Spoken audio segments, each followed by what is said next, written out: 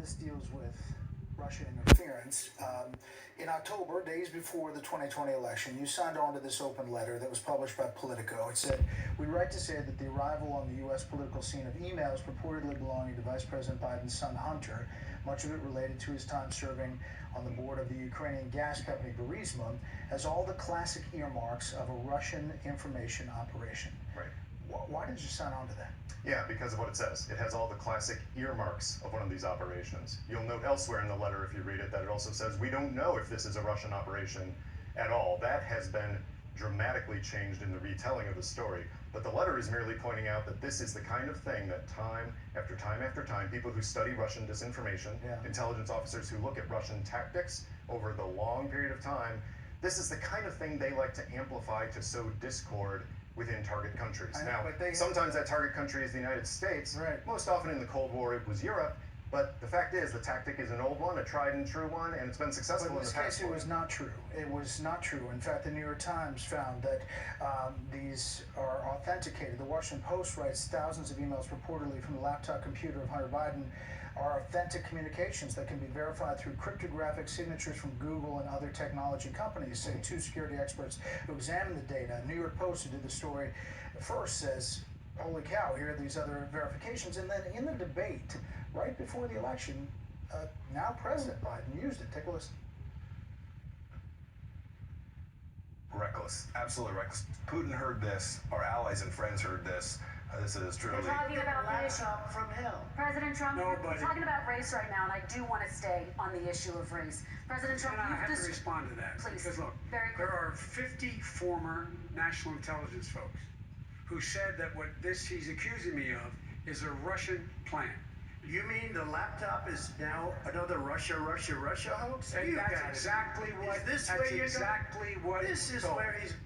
So, understanding how you characterize it, but he characterized it differently and used it in a debate just days before an election. Yeah, I'll let President Biden speak for himself. He's capable of doing that. What I'll do is say that it has all the classic earmarks of a Russian campaign in the way it was disseminated and propagated through media. Do you regret signing on to the letter? Oh, absolutely not, because those words are still true. Do you think it has all the classic earmarks. Election? Oh, absolutely not. No, this Even is... though it wasn't true. No. It had the classic earmarks, but it wasn't true.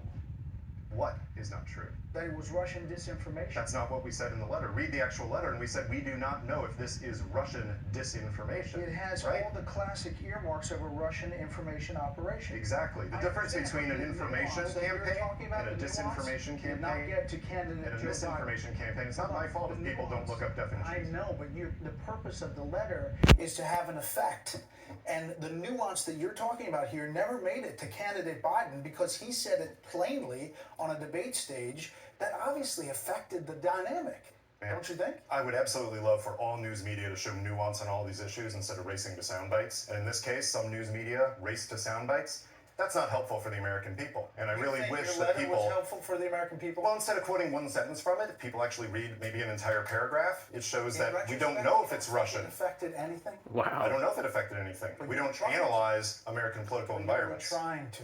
What we were trying to do is point out that this has all the classic earmarks of a Russian information campaign. Not to say it's Russian disinformation, but to say that the propagation through American media and international media has all the classic earmarks of a Russian information campaign because we've seen it over and over and over again. They love to sow these kind of divisions and exacerbate them. That's not American, that's Russian. I got you. Yeah. But it ended up being a Biden information campaign because he used it in the campaign and in that debate. I encourage you to ask him about that. And I will. Thank you very much, Steve, for the time. So this guy is basically blaming the world and stupid voters for not reading what was reported to him in the news. Wow.